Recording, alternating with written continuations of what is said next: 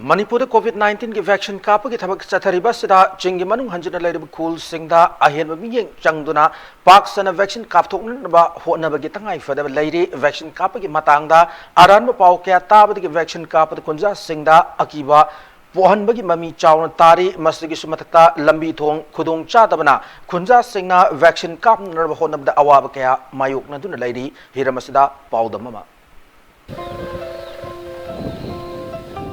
मणिपुर की चिंगी डिस्ट्रिक्ट सिंगी मनुंग हुंजनबा मफमदा लेरिबा खुंजा सिंगदी कोविड-19 की अकीबा थोइदोकना लेतबगुम तौरी अराप मनुंग हुंजनबा मफमदा लेइबा चिंगी खुल ओइबना लाइसेट असि यौदबा ओइरबसु खुंजा सिंगना मसागी थबक अमगा मरी लेना अतोपा मफम अमदा चटलुबा नत्रगा अतोपा मफम अमदगी मियोइसिंग लाकपदा करिगुम्बा कोरोना वायरस असि लोनदुना लाकलबदी मनुंग हुंजनबा मफम सिंगदसु लाइसेट असिगी चैथिंग चाउना फंगबा याबगी ओइथोकपा लेरी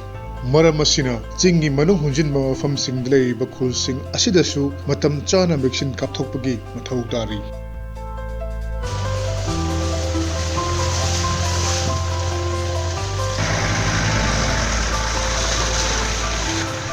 अमरोमदा लंबी चथोक चसिन की खुदोंग चादबा मदी अरानबा युफम याउदबा पाउसिंगना मरम ओइरगा वैक्सीन कापदा अपनबा पिरकपा सिदा अहेन मियेंग चंगदुना चिंगी डिस्ट्रिक्ट अमा ओइरिबा कामजोंग डिस्ट्रिक्ट की पुंग्यार एसी की एमएलए ओइबतनतना हिल्स एरिया कमिटी की चेयरमैन ओइरिबा लैसियो कैसिंगना डिस्ट्रिक्ट एडमिनिस्ट्रेशन कुसमनरगा खुलदा एमएलए मसामक चतुना वैक्सीन की मतांगदा मियामदा अवेयरनेस पीबगी थबक लेपतना चथरकली लितान पुलिस की मतेंगा लोनेना ngaraangmak singkap marau amadi सिंगता हारिबा खुलसिंग असिदा चत्तुना मियामदा अवेयरनेस पीदुना वैक्सीन कापथोकखी से अखोइना होजिक लेरिसे सिंगाप खुन्नी मसिदा पॉपुलेशन से चानिपान मुक लेबने हाना सिदा एडमिनिस्ट्रेशन की रोमदगी सिदा वैक्सीन ड्राइव से लाखरबने अदु मतमदा मी तरुख कापखी सिदा मोय एप्रिहेंशन मयाम लेरमे अदुना करिनो अर्दी सिकापदी चाही अनी तुंगदे सीनी सिकापदी मचा पोकते सिकापदी योंग ओले सी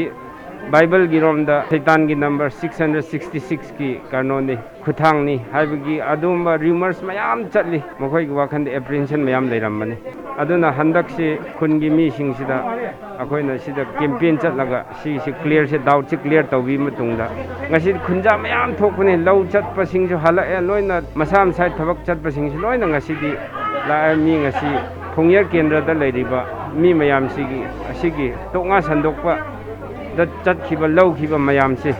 हजिक मथंग कानो सि क्लियर तौरे अदुना रेस्पॉन्स सि नोंग की हेंगतले हाबसि मयाम द खंगनि मणिपुर की ओइना वैक्सीन कापगी थबक चथरिबा असिदा चिंगी डिस्ट्रिक्ट अयाम्बा मियोय लिसिंग कुन फाना वैक्सीन कापथोकपा ngamdri ख्वाइदगी मरु ओइबा मरमदि वैक्सीन कापा असि फत्तबा थौंगनि हाइना संतोकपा 666 हाइना खंगनबा फत्तबा लाइनि हाइबना चिंगबा अरानबा पाउकया असि थाजदुना कुंजा सिंगना वैक्सीन कापदा चिंगनबा फावनबगी मरम ओइरि अदुबु ममांगदा वैक्सीन कापा चलुबा मतमदा कुंजा सिंग थोंगनरक्तबा पुंग्यार एसीगी मनुंग चन्ना लेबा खुलदा एमएलए लैसियो कैसिंग मसामक चतुना वखल तहालबा मतुंगदा खुंजा सिंगना हराउना वैक्सीन कापथोकनबा हौरकले इधर कापजे हाना किरमब्रो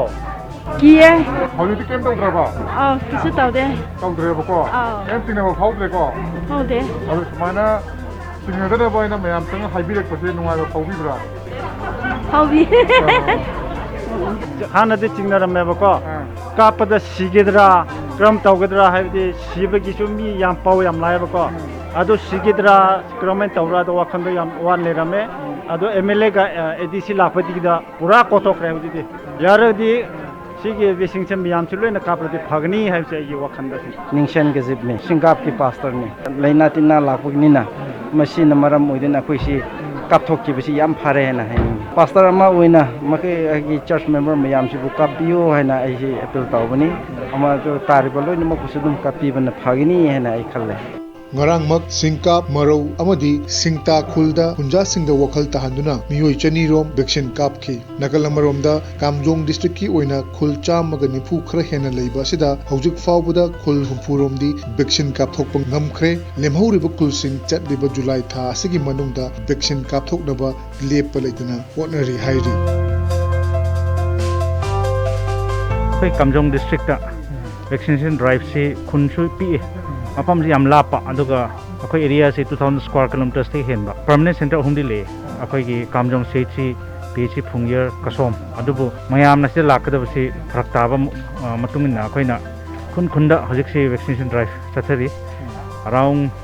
50 to 60 ꯚꯤꯂꯦꯖꯁꯤ ꯀꯣꯚꯔ ꯇꯧꯔꯦ ꯑꯅꯥꯗ 80 ꯚꯤꯂꯦꯖꯀꯨꯝꯕ ꯀꯣꯚꯔ ꯇꯧꯈꯤꯒꯅꯤ ꯅꯣꯡꯒꯤ ꯑꯦꯋꯦꯔꯅꯦꯁ ꯀꯦꯝꯄꯦꯟ ꯑꯃ ꯃꯤꯒꯤ ꯔꯦꯖꯤꯁꯇꯦꯟꯁ ꯑꯗꯨ ꯃꯤ ꯀꯤꯕꯁꯤ ꯌꯥꯝ ꯂꯩꯔꯤ ꯍꯧꯖꯤꯛ ꯐꯥꯎꯕ ꯑꯗꯨꯅ ꯈꯨꯟꯁꯤ ꯆꯠꯂꯒ ꯑꯩꯈꯣꯏꯅ ꯃꯣꯏꯕꯨ ꯀꯟꯚꯤꯟꯁ ꯇꯧꯔ ꯗꯣꯛꯇꯔ ꯄꯨꯔꯒ ꯇꯧꯔꯒ ꯍꯧꯖꯤꯛ ꯇꯞꯅ ꯁꯨꯃꯥꯏꯅ ꯈꯔ ꯀꯟꯅ ꯆꯠꯊꯔꯤ ꯑꯗꯨꯒ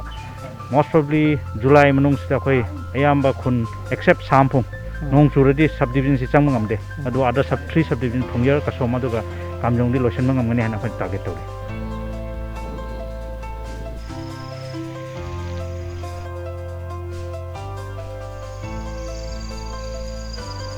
ꯃꯅꯤꯄꯨꯔꯒꯤ ꯆꯤꯡꯒꯤ ꯗꯤꯁꯇ꯭ꯔꯤꯛꯁꯤꯡꯒꯤ ꯃꯅꯨꯡꯗ ꯆꯨꯔꯆꯥꯟꯄꯨꯔ, ꯀꯥꯡꯄꯣꯛꯄꯤ ꯑꯃꯗꯤ ꯆꯥꯟꯗꯦꯜ ꯅꯠꯇꯅ ꯑꯇꯣꯞꯄ ꯆꯤꯡꯒꯤ ꯗꯤꯁꯇ꯭ꯔꯤꯛꯁꯤꯡꯗꯤ ꯚꯦꯛꯁꯤꯟ ꯀꯥꯞꯄꯒꯤ ꯆꯥꯡ ꯌꯥꯝꯅ ꯅꯦꯝꯂꯤ꯫ ꯂꯩꯔꯤꯕ ꯈꯨꯗꯣꯡꯆꯥꯗꯕ ꯀꯌꯥ ꯑꯁꯤꯗ ꯃꯩꯔꯩꯅꯕꯁꯤꯡꯅ ꯑꯍꯦꯟꯕ ꯃꯤꯠꯌꯦꯡ ꯆꯪꯕꯒ ꯂꯣꯏꯅꯅ ꯆꯤꯡꯒꯤ ꯑꯦꯁꯦꯝꯕ꯭ꯂꯤ ꯀꯣꯟꯁꯇꯤꯇꯨꯑꯦꯟꯁꯤꯁꯤꯡꯒꯤ MLAꯁꯤꯡꯅ ꯃꯔꯨꯑꯣꯏꯕ ꯊꯧꯗꯥꯡ ꯂꯧꯗꯨꯅ ꯈꯨꯟꯖꯥꯁꯤꯡꯕꯨ ꯚꯦꯛꯁꯤꯟ ꯀꯥꯞꯊꯣꯛꯍꯟꯅꯕ ꯑꯍꯦꯟꯕ ꯃꯤꯠꯌꯦꯡ ꯆꯪꯗꯨꯅ ꯍꯣꯠꯅꯕꯒꯤ ꯇꯉꯥꯏꯐꯗꯕ ꯂꯩꯔꯤ꯫ ꯏꯝꯄꯦꯛ ꯅ꯭ꯌꯨꯁꯀꯤꯗꯃꯛ ꯄꯥꯎꯔꯝꯖꯔꯤꯕ ꯈꯦꯇ꯭ꯔꯤꯃꯌꯨꯝ ꯄ꯭ꯔꯦꯝꯆꯥꯟ, ꯃꯔꯧꯈꯨꯜ, ꯀꯥꯝꯖꯣꯡ ꯗꯤꯁꯇ꯭ꯔꯤꯛ꯫